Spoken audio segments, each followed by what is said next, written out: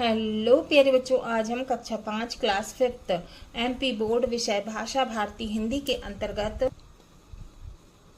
पाठ 22 शिक्षा एवं समाज सुधार के पुरोधा ज्योतिबा एवं सावित्री बाई फुले के क्वेश्चन आंसर को सॉल्व कर प्रश्नों के उत्तर को हल करेंगे। अभ्यास बोध प्रश्न। प्रश्न 1, निम्नांकित शब्दों के अर्थ शब्दकोश से खोजकर लिखिए। पहला है समरसता, इसका मतलब होता है सभी को अपने समान समझना। दूसरा है प्रबल, इसका मतलब है बलवान या फिर उग्र या फिर तेज या फिर प्रचंड। तीसरा है तात्कालीन, इसका मतलब है उस समय का या फिर उस काल का। चौथा है विद्वेष, माने शत्रुता, बैर, जलन। पांचवा है जीवन पर्यंत, माने जीवन भर। फिर है छठवां पक्षधर, इसका मतलब है वह व्यक्ति जो किसी व्यक्ति या समूह का समर्थन करता है।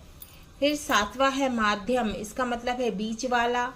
आठवां है उत्थान, इसका मतलब है उठाना, उठना या फिर उठाना। अब है प्रश्न 2, निम्नलिखित प्रश्नों के उत्तर लिखिए। का फुले दंपत्ति के समय सामाजिक परिवेश कैसा था?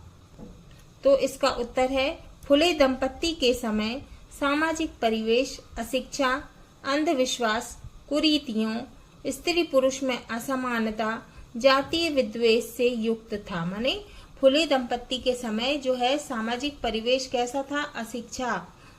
अशिक्षा थी समाज में, और अंधविश्वास फैला हुआ था। कुरीतियां माने बुराई फैली हुई थी। स्त्री पुरुष में असमानता और जातीय विद्वेष, भेदभाव था।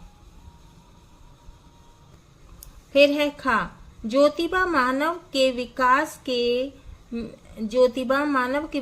में किसे बाधा मानते थे?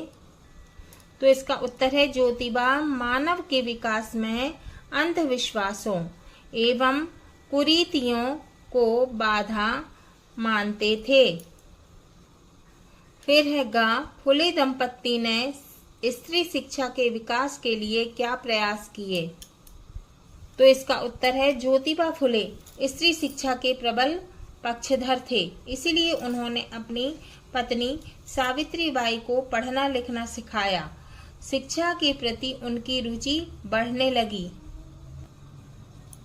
सावित्री भी कविताएं लिखने लगी, भाषण देने लगी। सावित्री बाई जब पढ़ना लिखना सीख गईं, तब ज्योतिबा ने उन्हें शिक्षिका बनाया। तात्कालीन विषम परिस्थितियों में, माने उस समय की कठिन परिस्थितियों में लड़कियों को शिक्षा देने के लिए सावित्री बाई फुले घर से बाहर निकली। सावित्री बाई तत्कालीन भारत के पुणे और उसके निकटवर्ती क्षेत्र की प्रथम महिला शिक्षिका थी, है ना, प्रथम भारतीय, है ना। तो पुणे और उसके निकटवर्ती क्षेत्र की प्रथम भारतीय महिला शिक्षिका बनी, है ना।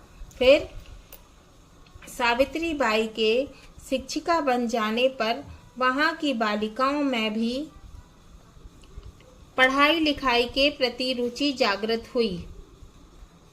अब है घ, ज्योतिबा फुले को महात्मा की उपाधि क्यों दी गई थी?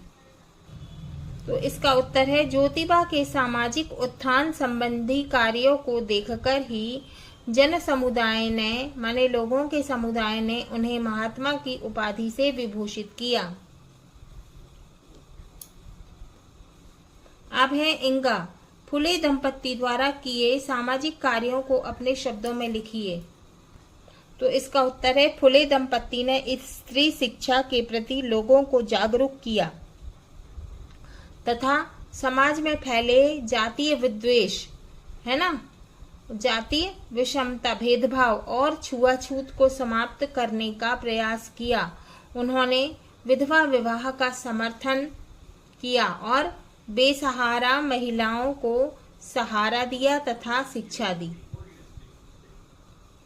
अब है च, सावित्री बाई फुले के साथ रूढ़िवादी लोगों ने कैसा व्यवहार किया?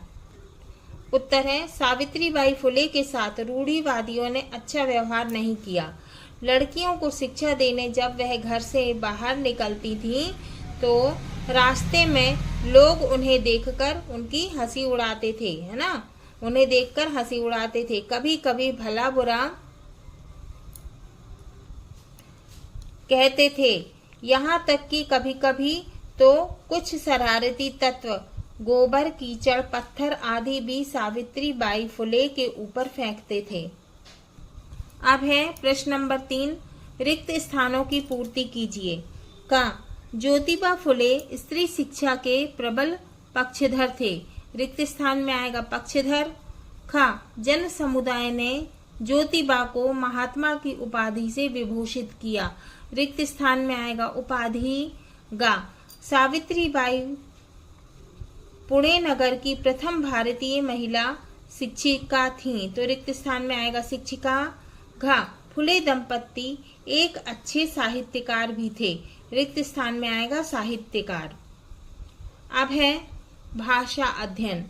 प्रश्न नंबर 1, निम्नलिखित शब्दों का शुद्ध उच्चारण कीजिए और लिखिए। तो आपको लिखना है और शुद्ध उच्चारण करना है। पर्यंत, समर्पित, सर्वोच्च, अल्पायु, विद्वेष, प्रभुत्व, देवत्व, उद्देश्य और स्थापना। फिर है प्रश्न नंबर 2, निम्नलिखित शब्दों के वचन बदलकर लिखिए। हमको क्या करना है कि एक वचन बहुवचन में बदलना है, ठीक है। बालिका है ना, तो क्या होगा, बहुवचन क्या होगा इसका, बालिकाएं, ठीक है। फिर है शिक्षिकाओं, तो इसका एक वचन होगा शिक्षिका। कविताएं, तो इसका एक वचन होगा कविता। सहयोगी, तो इसका बहुवचन होगा सहयोगियों। फिर है महिलाएं, इसका एक वचन होगा महिला। कुरीति, इसका बहुवचन होगा कुरीतियां। बुराई का बहुवचन होगा बुराइयां। अच्छाइयों का एक वचन होगा अच्छाई।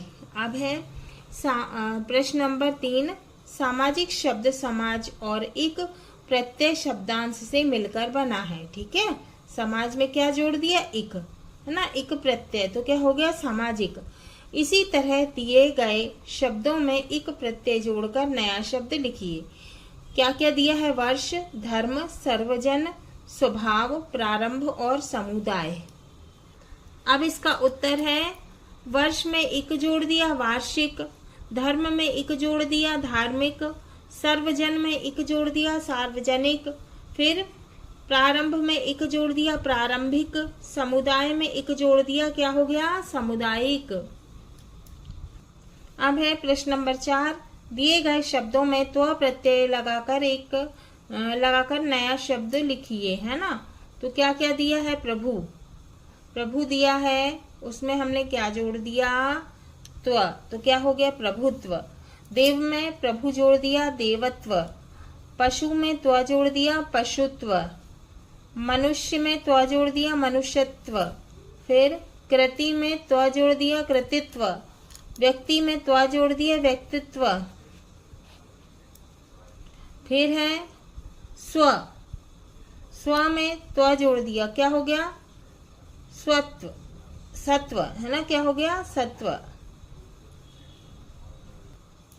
हाँ तो बच्चों, ये हमारा पाठ 22 शिक्षा एवं समाज सुधार के पुरोधा ज्योतिबा एवं सावित्रीबाई फुले पूरा हुआ,